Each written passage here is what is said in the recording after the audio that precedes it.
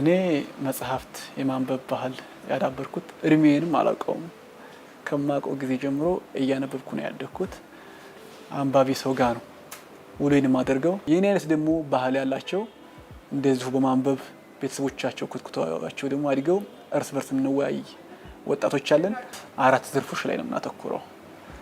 በወለዶች በአብዛኛው የምናነበው ለኢማጂኔሽን ነው፣ ፊውቸርን ለመስራት። ወጣት ስትሆኚ ነገ ነው የሚያኖርሽ ከተሻል ግን ነገን ለማወቅ ደግሞ ዛሬሽን በደንብ ማወቅ አለብሽ። ዛሬሽን እንድታቂ ደግሞ መሰረቱ ትናንት ነው። ትናንትን ደግሞ ማወቅ አስፈላጊ ነው። የታሪክ መጽሐፍት እናነባለን፣ ፍልስፍና እናነባለን። ፍልስፍና የምናነበው ደግሞ የምናስበው ሀሳብ የጠራ እንዲሆን እንድንጠይቅ። በአራተኛ ደረጃ ደግሞ ስነ ልቦና እናነባለን። ከምንም በላይ አሁን ብዙዎቻችን ትላልቅ ትምህርት ቤት ገብተን እንማራለን፣ ዩኒቨርሲቲ ገብተን እንማራለን፣ ውጭ ሀገር እንማራለን።